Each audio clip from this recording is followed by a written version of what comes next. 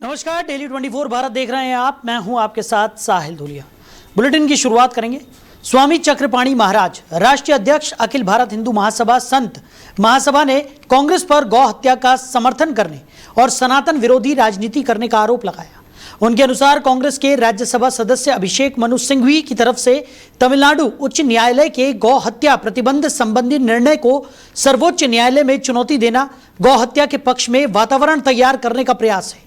उन्होंने कहा कि भारत में गाय करोड़ों लोगों की आस्था, संस्कृति और धार्मिक परंपराओं का महत्वपूर्ण प्रतीक है, इसलिए गौ संरक्षण को सर्वोच्च प्राथमिकता मिलनी चाहिए। स्वामी चक्रपाणी महाराज का कहना है कि कांग्रेस का यह कदम देश की सांस्कृतिक और धार्मिक भावनाओं के विपरीत है।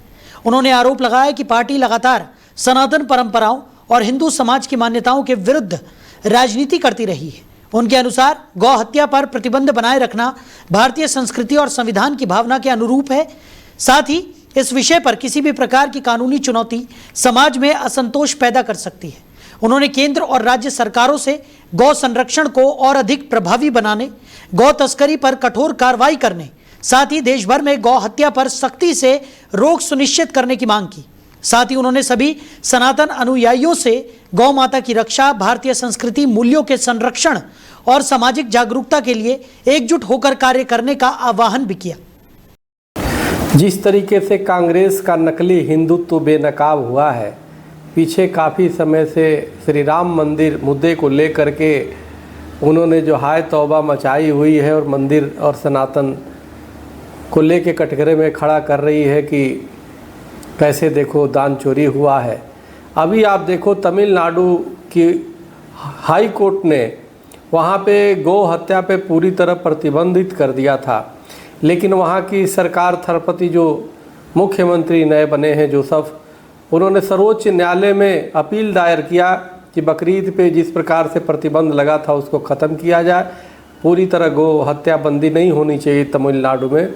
उसकी पैरवी कार्य के रूप में उसकी पैरवी करने के लिए कांग्रेस के राज्यसभा के सदस्य अभिषेक मनु सिंघवी जो अधिवक्ता हैं सीनियर, वो खड़े हुए और वो पक्ष में हाई कोर्ट के आदेश के विपरीत जाकर के उन्होंने सर्वोच्च न्यायालय में दलीलें दी और उन्होंने गौ हत्या के मार्ग प्रशस्त कर दिए तमिलनाडु में। आप जरा बताइए, यह है कांग्रेस का असली चेहरा।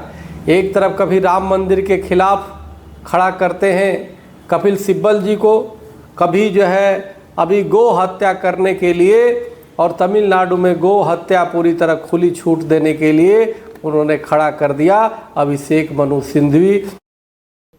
वहीं राम मंदिर ट्रस्ट से जुड़े कथित चढ़ावा चोरी मामले के बीच अब जमीन खरीद से जुड़े आरोपों को लेकर भी विवाद बढ़ता जा रहा है। अयोध्या के कुछ संतों, वकीलों और सामाजिक कार्यकर्ताओं ने ट्रस्ट की तरफ से खरीदी गई कुछ संपत्तियों की जांच की मांग उठाई है। उनका आरोप है कि कुछ जमीन सौदों में नियमों की अनदेखी की गई। आरोप लगाने वालों का कहना है कि ट्रस्ट के महासचिव चंपत राय और अन्य पदाधिकारियों से जुड़ी कुछ जमीन डील पर सवाल खड़े हुए हैं। उनका दावा है कि कुछ मामलों में जमीन के स्वामित्व और रिकॉर्ड को लेकर स्थिति स्पष्ट नहीं है। हालांकि इन आरोपों पर ट्रस्ट की ओर से विस्तृत प्रतिक्रिया सामने नहीं आई है। अयोध्या के अधिवक्ता राम अनुराग ने कुछ जमीन सौदों को कथित रूप से नियमों के खिलाफ बताया। उनका कहना है कि अगर कोई जमीन सरकारी रिकॉर्ड में नजूल भूमि के रूप में दर्ज है तो उसके हस्तांतरण की वैधता की जांच आवश्यक है। सुग्रीव टीला क्षेत्र की एक जमीन को लेकर भी सवाल उठाए गए हैं। आरोप है कि यह संपत्ति करोड़ों रुपए में खरीदी गई और इसकी प्रक्रिया की जांच होनी चाहिए। वहीं कुछ संतों ने भी ट्रस्ट से जुड़ी जमीन खरीद की व्यापक जांच की मांग की है। धर्म सेना के अध्यक्ष संतोष दुबे ने कथित जमीन से जुड़े दस्तावेज एसआईटी को सौंपने की बात कही है। उनके अनुसार कई संपत्तियों की जांच जरूरी है। अब जांच एजेंसी की रिपोर्ट से ही स्पष्ट होगा कि लगाए गए आरोपों में कितनी सच्चाई है और जमीन खरीद की प्रक्रियाएं नियमों के अनुरूप थी या नहीं। फिलहाल यह पूरा मामला आरोपों, दस्तावेजों और जांच की प्रक्रिया के बीच आगे बढ़ रहा है। तो इसी खबर पर ज्यादा जानकारी के साथ हमारे मैनेजिंग एडिटर रमेश ठाकुर जी हमारे साथ जुड़ गए। रमेश जी, राम मंदिर ट्रस्ट जमीन सौदों पर भी अब सवाल उठ रहे हैं। अयोध्या जमीन मामलों की जांच की मांग भी तेज होती हुई नजर आ रही है। कई साधु संतों ने यह मांग उठाई है। कैसे देख रहे हैं, पहले चढ़ावा चोरी का मामला और अब जमीन को लेकर भी सवाल या निशान? नहीं, ये जमीन की खरीद फरोख्त और उसमें घपलाबाजी और कितनी जमीन लेनी है और कितनी मंदिर के लिए जरूरत है, इन सब में तो पहले ही घपलाबाजी हो चुकी है। आम आदमी पार्टी के जो राज्यसभा सांसद है संजय सिंह, वो पहले से इस बात को उठाते आए हैं, और न सिर्फ बात उठाते आए, उन्होंने इससे जुड़े जितने भी घपलेबाजी के दस्तावेज हैं वो सारे जिंदा सबूत एसआईटी को भी दे दिए हैं और उससे पहले भी दे दिए हैं। लेकिन बात वही आती है ना, जब आपने कहा कि जमीन से लेके चंदा चोरी से लेके, मतलब कोई ऐसा डिपार्टमेंट, ऐसा विभाग नहीं है मंदिर से जुड़ा हुआ है जिसमें ये चोरी चपारी ना हुई। लेकिन उसकी जांच का क्या हुआ?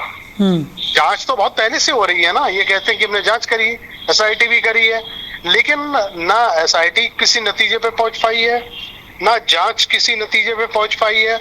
अब मामला सुप्रीम कोर्ट तक पहुंच गया है, जिस पे आखिरी उम्मीद लेके चल रहे थे। अब वहां पे भी अगर किसी को न्याय नहीं मिल पाता तो सारी ये उम्मीदें मुझे लगता है धराशायी होती दिखाई देंगी। जी बिल्कुल, और कहीं ना कहीं जिस तरीके से चाहे वो एसआईटी की जांच ही क्यों ना हो, उसको लेकर भी सवालिया निशान यहाँ पर खड़े हो रहे हैं। हाँ। बार बार एसआईटी की जांच को लेकर भी ये कहा जा रहा है कि सीबीआई से अब जांच होनी चाहिए। तो अगर सरकार खुद भी ये चाहती है कि सच सामने आए या दूध का दूध और पानी का पानी हो, तो सीबीआई को जांच क्यों नहीं सौंपी जा रही अब तक? देखिए साहिल जी, मुझे लगता है अब ज्यादा उम्मीदें लोगों को बची नहीं है, ना शासन से, ना प्रशासन से, ना कोर्ट से। अब कोर्ट में जिस तरीके से पहले मामला सीबीआई की जांच हो, ये इलाहाबाद हाई कोर्ट में गया था, अगर आपको पता हो पिछले हफ्ते जी, तो जाते ही दूसरे दिन उसको याचिका को निरस्त कर दिया गया। क्यों निरस्त किया गया?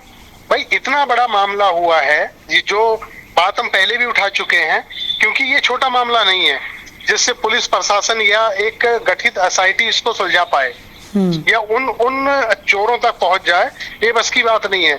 ये तो एक या तो सीबीआई के हैंडओवर कर देना चाहिए या सीडीआई के हैंडओवर कर देना चाहिए। तो इस तरीके की जब तक बड़ी एजेंसियां सामने नहीं आ पाएंगी तो ये ना दूध का पानी हो पाएगा, ना इसमें कोई चीजें साफ तौर पे निकल के आ पाएंगी। अब वही बात तो सुप्रीम कोर्ट में दोहराई जा रही है। सुप्रीम कोर्ट में ये कहा गया कि ये मामला सीबीआई के पास जाना चाहिए। अब सवाल उठता है, अगर कोर्ट ये कह भी देता है कि सीबीआई की जांच होनी चाहिए, क्या उस पर इतना भरोसा किया जा सकता है कि सीबीआई की जांच के लिए कुछ बचेगा? क्योंकि जिस दिन से एसआईटी बनी है और टिल डेट टू आज तक लगातार ट्रस्ट के लोग, कोई बाहर नहीं गया है, सारे के सारे अंदर हैं, सबूतों को पूरी तरीके से मिटा रहे हैं। अब ये जो वो एक महिला ने कहा था कि मैंने कालभूषणी जो उस समय मैंने भेंट करी थी वो है नहीं, और इन्होंने क्या करा है, उसकी 2 कॉपी उठा के पेश कर दिया, मीडिया को कह दिया कि नहीं वो तो चोरी नहीं हुआ, वो हमारे सामने। अब वो महिला कह रही है ये मेरा है ही नहीं, जो मेकिंग मैंने करवाया था हाथ से उस तरह की चीजें है ही नहीं। अब आप किसका विश्वास करोगे? तो मुझे लगता है कि जब तक सीबीआई के पास ये मामला जाएगा तब तक साहिल जी यहाँ कुछ बचेगा नहीं ये जांच करने के लिए। सारे के सारे सबूत मिटा दिए जाएंगे, क्योंकि इस सबूत मिटाने में सरकार से लेके शासन, प्रशासन, ट्रस्ट, जितने भी लोग हैं इन्वॉल्व इसमें, सारे के सारे दिन रात उसी में लगे हुए हैं। जी चलिए रमेश जी, हमारे साथ जुड़ने के लिए और इस तमाम चर्चा के लिए आपका बहुत शुक्रिया। तो राम मंदिर ट्रस्ट जमीन सौदे पर भी अब सवाल उठते हुए नजर आ रहे हैं। अयोध्या जमीन मामलों की जांच की मांग तेज होती हुई नजर आ रही है। कई साधु संतों ने भी इस जांच की मांग को करने की ये मांग उठाई है और ट्रस्ट की संपत्तियों पर आरोपों का दौर लगातार देखने को मिल रहा है। वहीं अयोध्या स्थित राम मंदिर से जुड़ी एक महत्वपूर्ण खबर भी सामने आई है। श्री राम जन्मभूमि तीर्थ क्षेत्र ट्रस्ट ने मुख्य कार्यकारी अधिकारी यानी सीईओ पद के लिए योग्य उम्मीदवारों से आवेदन आमंत्रित किए हैं। इस पद के लिए उम्मीदवारों से प्रशासनिक अनुभव, नेतृत्व क्षमता और बेहतर प्रबंधन कौशल जैसी योग्यताएं मांगी गई है। सीईओ की जिम्मेदारी मंदिर परिसर के संचालन, प्रशासनिक व्यवस्था, विभिन्न विभागों के बीच समन्वय और भविष्य की योजनाओं को प्रभावी तरीके से लागू करने से जुड़ी होंगी। इस पद पर नियुक्त व्यक्ति को ट्रस्ट की कार्यप्रणाली को सुचारू रूप से आगे बढ़ाने में महत्वपूर्ण भूमिका निभानी होगी। उम्मीदवारों के लिए शैक्षणिक योग्यता के साथ साथ बड़े संस्थान या संगठन में प्रबंधन का अनुभव भी जरूरी बताया गया है। आवेदन करने वाले व्यक्ति में टीम का नेतृत्व करने, योजनाएं बनाने और जटिल परिस्थितियों में निर्णय लेने की क्षमता होनी चाहिए। भर्ती से जुड़ी जानकारी के अनुसार चयन प्रक्रिया में उम्मीदवारों की योग्यता, अनुभव और प्रबंधन क्षमता का मूल्यांकन किया जाएगा। सीईओ पद के वेतन और अन्य सुविधाएं नियुक्ति की शर्तों के अनुसार तय की जाएंगी। राम मंदिर के निर्माण के बाद अब इसके संचालन और व्यवस्थाओं को मजबूत करने पर विशेष ध्यान दिया जा रहा है। इस दिशा में सीईओ पद की नियुक्ति को अहम कदम माना जा रहा है। इस भर्ती से मंदिर प्रशासन को आधुनिक प्रबंधन प्रणाली के साथ और अधिक प्रभावी बनाने में मदद मिलने की उम्मीद है। वहीं संविधान के 130वें संशोधन विधेयक पर गठित संयुक्त संसदीय समिति यानी जेपीसी ने अपनी अंतिम रिपोर्ट तैयार कर ली है। समिति ने विभिन्न पक्षों, विशेषज्ञों और संबंधित हितधारकों के सुझावों पर विचार करने के बाद अपनी सिफारिशों को अंतिम रूप दिया। अब रिपोर्ट को संसद के समक्ष प्रस्तुत किए जाने की प्रक्रिया आगे बढ़ेगी। तो जेपीसी का गठन विधेयक के विभिन्न प्रावधानों की विस्तृत समीक्षा और सभी पक्षों की राय प्राप्त करने के उद्देश्य से किया गया था। समिति ने कई बैठकों का आयोजन किया जिनमें विधेयक के कानूनी, संवैधानिक और प्रशासनिक पहलुओं पर विस्तार से चर्चा की गई। तो प्राप्त सुझावों और आपत्तियों का परीक्षण करने के बाद समिति ने अपनी अंतिम रिपोर्ट तैयार की। रिपोर्ट में समिति की सिफारिशें और आवश्यक समझे गए संशोधनों का उल्लेख किया गया है। संसद में रिपोर्ट पेश होने के बाद उस पर चर्चा होगी और आगे की विधायी प्रक्रिया निर्धारित नियमों के अनुसार आगे बढ़ेगी। अगर सरकार रिपोर्ट की सिफारिशों को स्वीकार करती है तो उन्हें विधेयक में शामिल किया जा सकता है।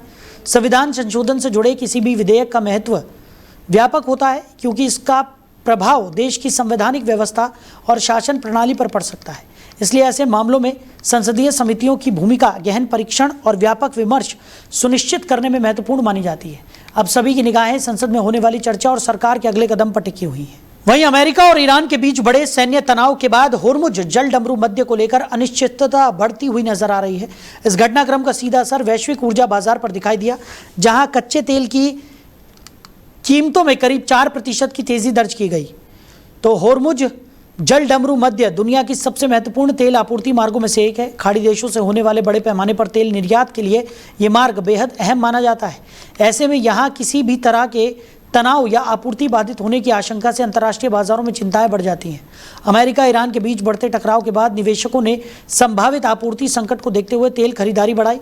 बाजार विशेषज्ञों का कहना है कि अगर क्षेत्र में तनाव लंबे समय तक बना रहता है या समुद्री मार्गों पर असर पड़ता है तो तेल की कीमतों में और उतार चढ़ाव देखने को मिल सकता है। तेल की बढ़ती कीमतों का असर वैश्विक अर्थव्यवस्था पर पड़ सकता है। आयात पर निर्भर देशों में ईंधन लागत बढ़ने से महंगाई का दबाव बढ़ने की संभावना रहती है।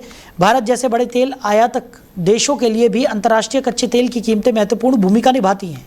फिलहाल वैश्विक बाजार की नज़र अमेरिका ईरान तनाव की अगली दिशा और होर्मुज जल डमरू मध्य की स्थिति पर बनी हुई है। किसी भी नए घटनाक्रम से ऊर्जा बाजार में और बदलाव आने की आशंका जताई जा रही है। वहीं भरत तिवारी एनकाउंटर केस की जांच कर रहे न्यायिक जांच आयोग के सामने 3 अहम गवाहों की गवाही दर्ज की गई। आयोग ने मामले से जुड़े तथ्यों, घटनाक्रम और परिस्थितियों को समझने के लिए गवाहों के बयान दर्ज किए। गवाही के दौरान गवाहों से घटना से जुड़े विभिन्न पहलुओं पर सवाल पूछे गए। आयोग ये पता लगाने का प्रयास कर रहा है कि एनकाउंटर की पूरी प्रक्रिया निर्धारित नियमों और कानूनी प्रावधानों के अनुरूप हुई थी या नहीं। मामले से जुड़े दस्तावेजों और अन्य साक्ष्यों की भी समीक्षा की जा रही है। तो न्यायिक जांच आयोग का उद्देश्य घटना की निष्पक्ष जांच करना और सभी पक्षों के तथ्यों को सामने लाना है। इसके लिए आयोग पुलिस अधिकारियों, प्रत्यक्षदर्शियों और अन्य संबंधित लोगों के बयान दर्ज कर रहा है। भरत तिवारी एनकाउंटर मामले को लेकर पहले से ही सवाल उठते रहे हैं, जिसके बाद न्यायिक जांच की प्रक्रिया शुरू की गई। अब तक हुई कार्रवाई में कई महत्वपूर्ण जानकारियां सामने आने की उम्मीद जताई जा रही है। आयोग की आगामी बैठकों में अन्य संबंधित लोगों की गवाही भी दर्ज की जा सकती है। अंतिम रिपोर्ट तैयार होने के बाद ही मामले में पूरी तरह स्थिति स्पष्ट हो सकेगी। फिलहाल जांच प्रक्रिया जारी है और आयोग सभी उपलब्ध तथ्यों के आधार पर निष्कर्ष तक पहुंचने का प्रयास कर रहा है। दिल्ली सरकार ने महिला समृद्धि योजना का नाम बदलकर अब दिल्ली लक्ष्मी योजना कर दिया है। सरकार की ओर से योजना के नाम में यह बदलाव महिलाओं से जुड़ी कल्याणकारी योजनाओं को नई पहचान देने के उद्देश्य से किया गया है। दिल्ली लक्ष्मी योजना के तहत महिलाओं के आर्थिक सशक्तिकरण और सहायता से जुड़े प्रावधानों को आगे बढ़ाने की तैयारी की जा रही है। सरकार का कहना है कि योजना का उद्देश्य महिलाओं को आर्थिक रूप से मजबूत बनाना और उन्हें आत्मनिर्भर बनाने में सहयोग देना है। नाम परिवर्तन के बाद योजना से जुड़ी प्रशासनिक प्रक्रियाओं और प्रचार प्रसार में भी बदलाव किया जाएगा। संबंधित विभागों को योजना के नए नाम के अनुसार आवश्यक कार्रवाई पूरी करने के निर्देश दे दिए गए हैं। सरकार की ओर से महिला कल्याण को प्राथमिकता देने की बात कही गई है। अधिकारियों के अनुसार योजना के क्रियान्वयन, पात्रता और लाभ से जुड़ी विस्तृत जानकारी जल्द साझा की जा सकती है। दिल्ली में महिलाओं के लिए शुरू की जाने वाली योजनाओं को लेकर राजनीतिक और सामाजिक स्तर पर भी चर्चाएं होती रही हैं। अब महिला समृद्धि योजना के नाम दिल्ली लक्ष्मी योजना के साथ इसके प्रभावी संचालन और लाभार्थियों तक पहुंच पर ध्यान केंद्रित किया जाएगा। वहीं पार्श्वनाथ एक्सोटिका प्रोजेक्ट से जुड़े कथित घोटाले के मामले में सुप्रीम कोर्ट ने हरियाणा सरकार को नोटिस जारी कर जवाब मांगा है। शीर्ष अदालत ने मामले की सुनवाई के दौरान राज्य सरकार से इस प्रोजेक्ट से जुड़े तथ्यों और उठाए गए सवालों पर स्पष्टीकरण देने को कहा है। मामला रियल एस्टेट परियोजना से जुड़े विवादों से संबंधित है, जिसमें कथित अनियमितताओं और खरीदारों के हितों को लेकर सवाल उठाए गए हैं। तो याचिकाकर्ताओं की ओर से अदालत के सामने विभिन्न आरोप और दाखिलें रखी गई, जिन पर अब हरियाणा सरकार का पक्ष मांगा गया है। सुप्रीम कोर्ट के नोटिस के बाद राज्य सरकार को तय समय सीमा के भीतर अपना जवाब दाखिल करना होगा। अदालत आगे की सुनवाई के दौरान सरकार के जवाब और उपलब्ध दस्तावेजों पर विचार करेगी। पार्श्वनाथ एक्सोटिका प्रोजेक्ट लंबे समय से विवादों में रहा है।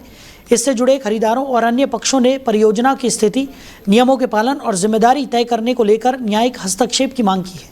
अब सभी की नज़रें हरियाणा सरकार के जवाब और सुप्रीम कोर्ट की आगामी सुनवाई पर टिकी हैं। अदालत की आगे की कार्रवाई से यह स्पष्ट होगा कि मामले में जांच या अन्य कानूनी कदमों को लेकर क्या दिशा तय होती है। तो फिलहाल इस बुलेटिन में मेरे साथ इतना ही। आप बने रहिए। नमस्कार।